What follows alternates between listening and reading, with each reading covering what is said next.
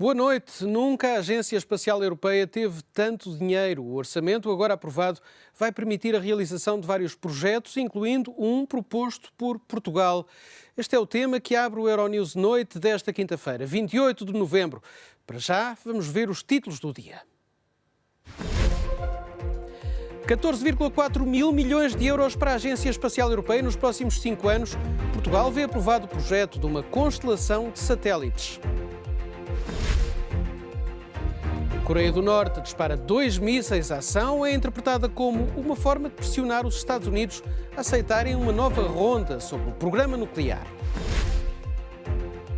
Sobe para 40 o número de mortos provocados pelo sismo na Albânia. As equipas de busca e resgate internacionais procuram sobreviventes entre os escombros. E Charlie Chaplin é agora tema de uma exposição para ver mais à frente neste jornal.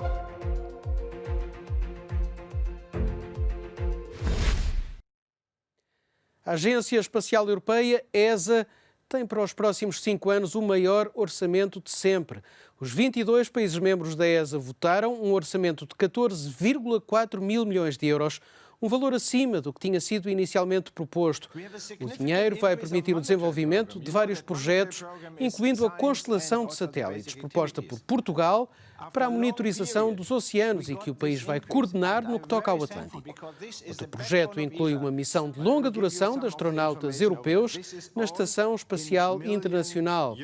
A ESA, juntamente com a agência norte-americana NASA, tem como meta voltar a colocar astronautas na Lua em 2024 e continuar a exploração de Marte, com vista a uma futura missão tripulada. Estas decisões foram tomadas na Conferência Interministerial da ESA, que decorreu em Sevilha.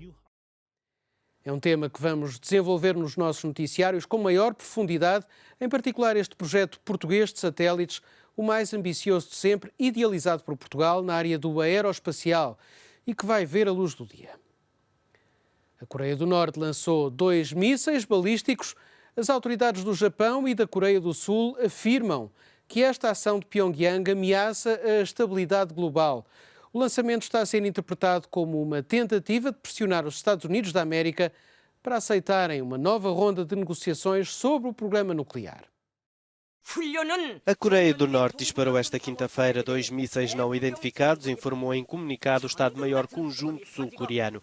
A ação de Pyongyang está a ser interpretada como uma forma de pressionar Washington para aceitar uma nova ronda de negociações sobre o programa nuclear, paralisadas desde o fracasso do encontro entre Donald Trump e Kim Jong-un em Hanoi em fevereiro. As autoridades sul-coreanas disseram ter detectado o lançamento dos projéteis na zona de Yonpo, na Coreia do Norte. Este ato da Coreia do Norte é inútil no quadro dos esforços para aliviar a tensão na Península Coreana. O exército lamenta profundamente e apela ao Norte para que ponha termo a ações que aumentem a tensão militar. O Japão afirma que os 2 mísseis balísticos da Coreia do Norte caíram na zona marítima e económica exclusiva nipónica e representam uma ameaça para a estabilidade global. O lançamento de mísseis da Coreia do Norte, desafiando a condenação global, representa uma séria ameaça para a comunidade internacional. O Japão continuará a trabalhar com os Estados Unidos, a Coreia do Sul e outros membros da comunidade internacional.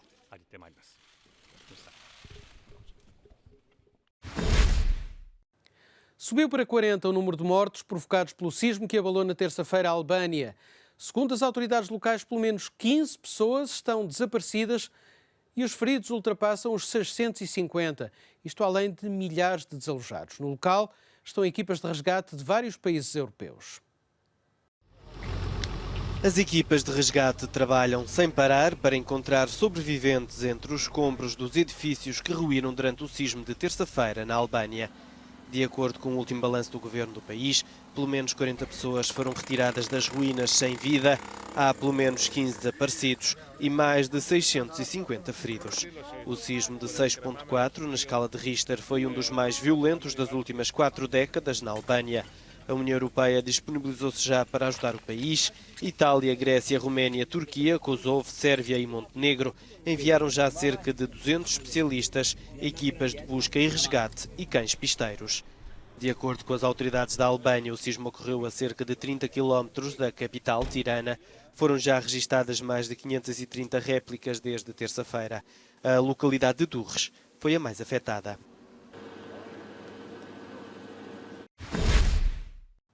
O cardeal Philippe Barbarin, arcebispo de Lyon, voltou esta quinta-feira ao tribunal. É o julgamento de recurso da sentença que o condenou em março a 6 meses de prisão por ocultação de crimes de abuso de menores.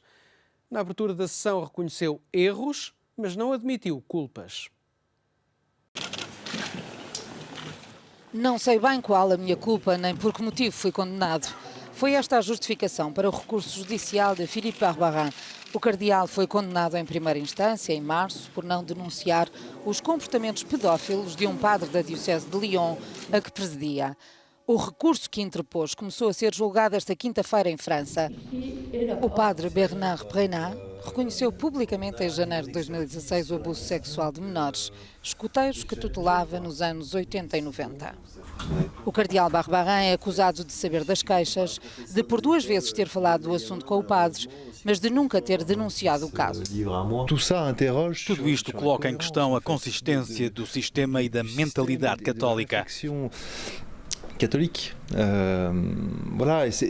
Claramente mostra a quantidade de reformas que a Igreja precisa para se readaptar e acompanhar a sociedade.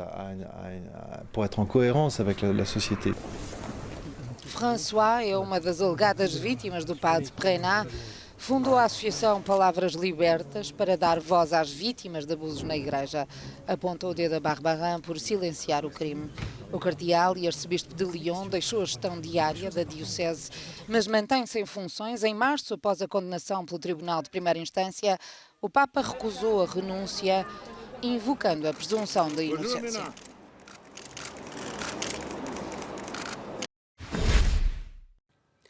Portugal foi no passado apontado como um dos países a bloquear a Diretiva Europeia sobre impostos pagos pelas multinacionais. Elaborado em 2016, o texto voltou agora a ser chumbado, mas a culpa não foi portuguesa. Vamos ver a reportagem da nossa correspondente em Bruxelas, Isabel Marques da Silva. Ainda não foi desta que se aprovou uma diretiva comunitária criada em 2016 que exige maior transparência na divulgação das contas das empresas multinacionais na União Europeia. A Croácia impediu a maioria qualificada de 16 países no Conselho Europeu de Competitividade, quinta-feira em Bruxelas. Portugal votou a favor e não tem sido um dos países a bloquear o processo, como noticiou alguma imprensa, esclareceu o Ministro da Economia. Portugal não alterou a posição que ao longo do tempo tem vindo a manter.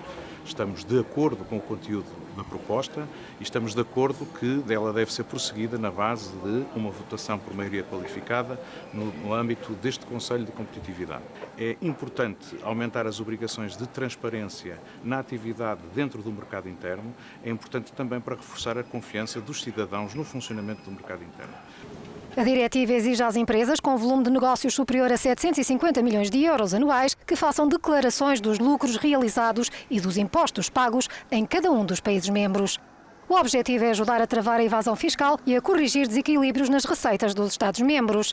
A proposta da Comissão foi aprovada pelo Parlamento Europeu em 2017 e os eurodeputados exigem maior celeridade.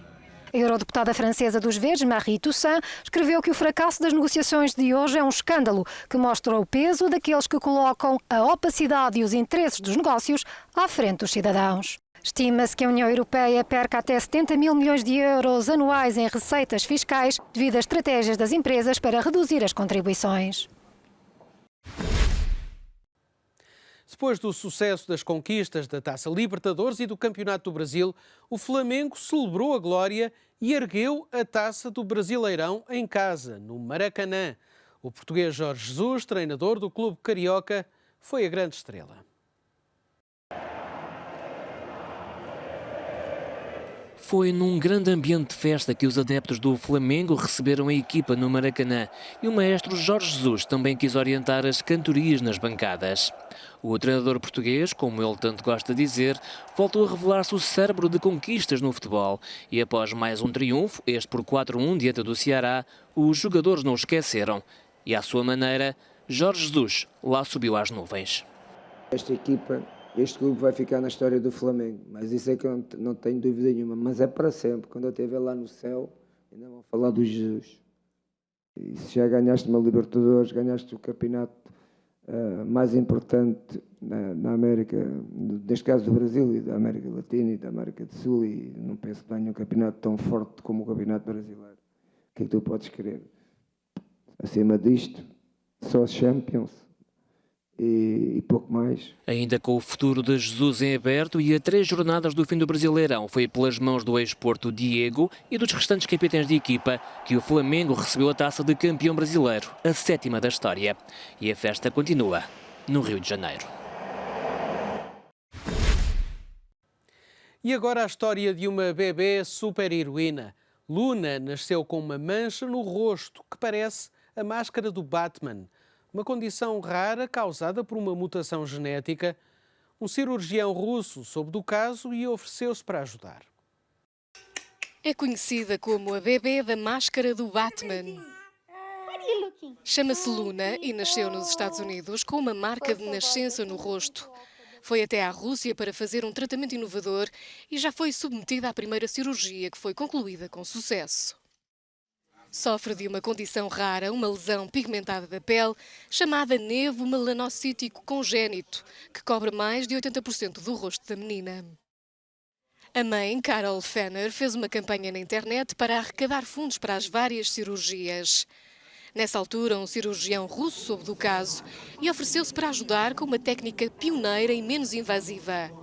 Esta técnica envolve entre 6 a 8 cirurgias, dura 18 meses e custa perto de 136 mil euros. Charlie Chaplin, gênio da sétima arte, é uma figura que dispensa apresentações. O ator, autor e cineasta, um dos maiores ícones do século XX, visto por vários artistas. É agora objeto de uma exposição em Nantes que reúne mais de 200 obras. Ele era o cinema em silêncio. Charlie Chaplin, ator, realizador e personagem inesquecível. Fascinou escritores e pintores com gestos e com graça desde a criação de Charlot em 1914. O Museu das Artes da cidade francesa de Nantes decidiu refazer o seu percurso artístico através de uma exposição. O exemplo mais conhecido é o filme Tempos Modernos, com uma cena onde Charlot é engolido numa linha de montagem e passa pelas rotativas. Foi isso que a pintora Suzanne Duchamp quis mostrar, porque este movimento faz-nos pensar numa linha de montagem. Charles Spencer Chaplin nasceu em Londres em 1889 e enfrentou a pobreza e dificuldades. Foi trabalhar 2 vezes antes dos 9 anos. É uma obra de 1920. Podemos ver como um mundo surge a partir de poucas coisas. Esta grande mancha branca, esta nuvem com algumas linhas que desenham um bigode e com 2 pequenos pontos que se transformam em olhos e criam um mundo. Exatamente o que fez Chaplin com a sua personagem. Charlie Chaplin, um artista de se lhe tirar o chapéu de coco, através dos olhos de artistas vanguardistas do século XX. São mais de 200 obras de coleções de todo o mundo no Museu das Artes de Nantes, até 3 de fevereiro de 2020.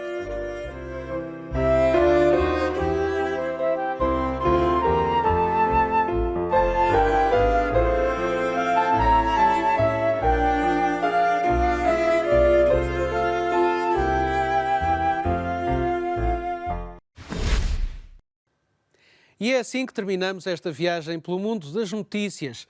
Obrigado por ter estado desse lado. Continua a acompanhar-nos.